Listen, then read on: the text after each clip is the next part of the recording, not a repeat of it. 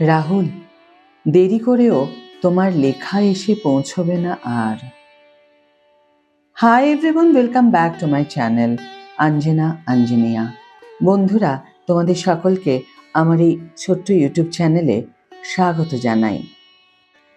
Divorce মামলা আদালতে গড়ানোর পরেও ছেলের জন্য ভাঙা বিয়ে জোড়া লাগে রাহুল এবং প্রিয়াঙ্কা। ভালোবাসা কেন এত অসহায়, খুব চুপচাপ আমাদের জীবনে ঢুকে পড়ে। তারপর একসময় বুঝি তারা কতটা জায়গা দখল করেছিল। রাহুলও তেমনই। রাহুল হয়তো আর নতুন লেখা লিখবে না আমাদের জন্য। রাহুল দেখিয়ে দিল কিভাবে সহজে থাকা যায়, কিভাবে শব্দ দিয়ে মানুষের হৃদয় পৌঁছানো যায়। অসমাপ্ত শব্দের মতো চলে গেল রাহুল। কিছু মানুষ থাকে আলো নিয়ে, তারা চলে গেলে শুধু একজন মানুষ হারিয়ে যায় না, আলোও নিভে যায় একটু একটু করে।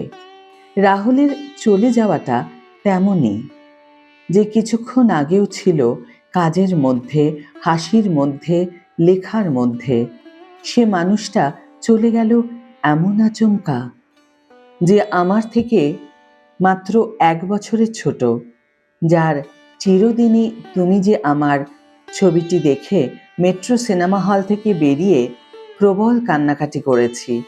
রিল আর রিয়েল যে ছেলেটা এমনভাবে ঘেঁটে দিয়েছিল, উস্কো খুস্কো কৃষ্ণ তো ছিল সবার মনের মানুষ।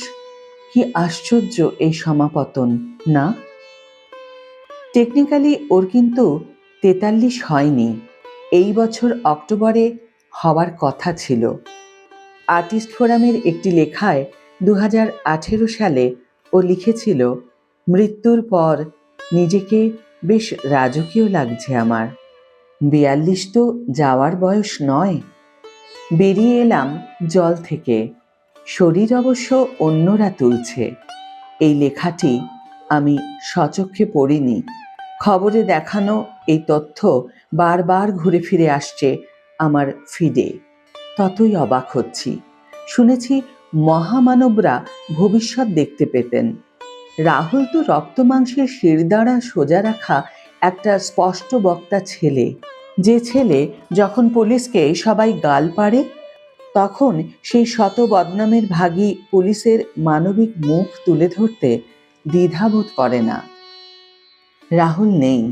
এই নেই শব্দটা মেনে নিতে খুব অসুবিধে হচ্ছে, কারণ রাহুলকে যতটুকু চিনেছি, জীবনমুখী সে।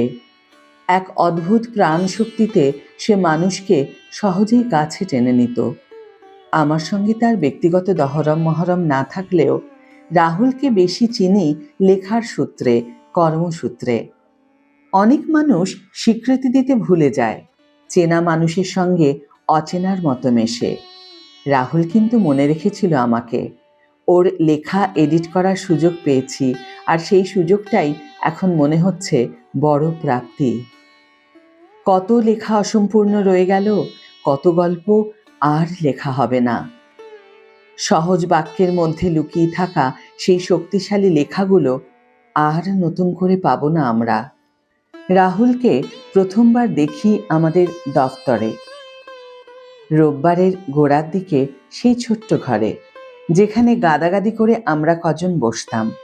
এই ঘরে অরিজিৎ সিংও আড্ডা দিয়ে গিয়েছে অনিন্দদার সঙ্গে। অরিজিৎ তখন দ্য অরিজিৎ সিং হয়নি, মুম্বাইতে টুকটাক কাজ আর সাউন্ড ইঞ্জিনিয়ারিং পড়ছিল।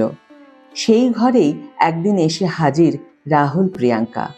সাফল্যের স্বাদ, সেলিব্রিটি ছোঁয়াচ লেগেছে গায়ে। কিন্তু কি সহজ সরল দুটো মানুষ, বলা ভালো ছেলে মানুষের মতো। কোনোদিনই সেলিব্রিটি সুলভ পায়তারা কষতে দেখিনি।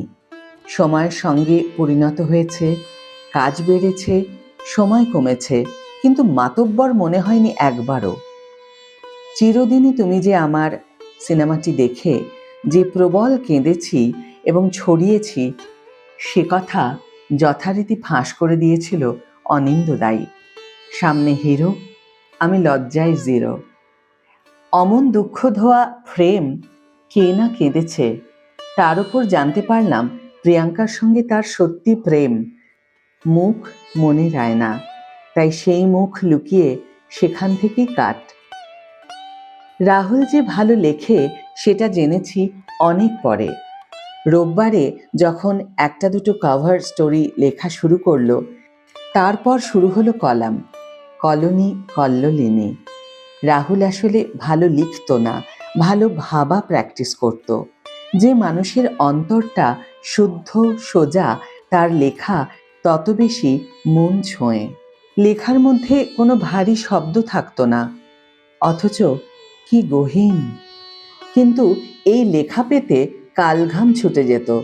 অনেকবারই হয়েছে একেবারে অন্তিম মুহূর্তে রাহুলকে একটু লিখে দেবে বললেই ঝাঁপিয়ে পড়ে যেমন আমাদের লিখে দিয়েছে তেমনি কম ঝুলিয়ে পাঠ করেনি। কলাম যখন শুরু হলো, প্রথম প্রথম যেন সময়ের চেয়ে এগিয়ে। তারপর শুটিংয়ের বড় চাপ গো, কাল ফিরেছি অনেক রাতে। আমি বললাম, তার আগের দিন? আউটডোর তো, কখন দিন রাত এক হয়ে যাচ্ছে বোঝাই যায় না। কিন্তু তোমার কলাম তো কম্পোজ করতে যাবে, পাতা ছাড়তে আর বেশি সময় নেই। রাহুল বলল, এই দিচ্ছি, একটু অ্যাডজাস্ট করে নাও প্লিজ। কি আর উপায় অ্যাডজাস্ট করা ছাড়া? রাগ হতো খুব। তার মধ্যে হাতের লেখা, বাব্বা রে, জড়িয়ে মরিয়ে কি যে লিখতো। রাজুদা আর বিদ্যুৎদাই ছিল উদ্ধারকর্তা। লেখাটা এডিট করার পর রাগ গলে জল। এত বকাঝকা করতাম, নিজেকে লোন রিকভারি এজেন্ট মনে হতো। তারপরেও ভেবেছি এই অপেক্ষা সার্থক। যত ব্যস্তই থাক, লেখার মেজাজ চাপলে রাহুল অন্য মানুষ। কিছু মানুষ খুব চুপচাপ আমাদের জীবনে ঢুকে পড়ে, তারপর একসময় বুঝি তারা কতটা জায়গা দখল করেছিল। রাহুলও তেমনই। জীবন বড় অদ্ভুত। যারা সবচেয়ে সহজ, সবচেয়ে উজ্জ্বল, তাদের বিদায়টাই সবচেয়ে কঠিন হয়ে ওঠে। রাহুল চলে গিয়েছে, কিন্তু তার লেখা রয়ে গেল, স্মৃতি রয়ে গেল, শিখিয়ে দিয়ে গেল পরের জন্য কিছু ফেলে রেখো না। জীবন খুব অনিশ্চিত, এই আছো, এই ভ্যানিশ। বন্ধুরা, আজকের ভিডিওতে আমি পাঠ করে শোনালাম রিঙ্কা চক্রবর্তীর লেখা একটি প্রতিবেদন। প্রতিবেদনটি পড়তে পড়তে কণ্ঠস্বর ভারী হয়ে আসছিল, চোখ জলে ভরে গেল। সত্যি কি এটা রাহুলের প্রাপ্য ছিল? এত অল্প বয়সে এভাবে পৃথিবী ছেড়ে চলে যাওয়া? নিঃশ্বাস যে কত অনিশ্চিত, নিঃশ্বাসে বিশ্বাস নেই, এই কথাটা কতটা সত্য তাই উপলব্ধি করছি। ভুলতে পারা যাচ্ছে না রাহুলের এই অকাল প্রয়াণ। আর্টিস্ট ফোরামের তরফ থেকে আজ রাহুলের মৃত্যুর প্রতিবাদে একটি গুরুত্বপূর্ণ পদক্ষেপ নেওয়া হচ্ছে। আমরা সমস্ত শিল্পী এবং কলাকুশলীরা এক হয়ে অনির্দিষ্টকালের জন্য কর্মবিরতি পালন করতে চলেছি।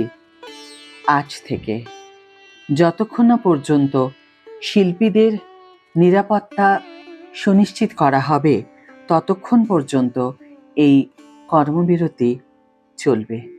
রাহুলের আত্মার প্রতি শ্রদ্ধা জানিয়ে এবং তার অকাল মৃত্যুর আসল কারণ ও সত্য উদ্ঘাটন করার যে লড়াইতে আমরা সকলে নেমেছি, সেই লড়াইয়ের সাফল্য কামনা করে আজকের এই ভিডিও এখানে শেষ করছি। বন্ধুরা, প্রতিবেদনটি ভালো লাগলে লাইক শেয়ার করো, সাবস্ক্রাইব করতে আজ আর বলবো না, কারণ এমন একটি মানুষকে নিয়ে, এমন একটি বিষয়কে নিয়ে আজ আমি ভিডিও তৈরি করেছি যে নিজের স্বার্থের কথা আর বলতে ইচ্ছে করছে না আজকের এই ভিডিওতে।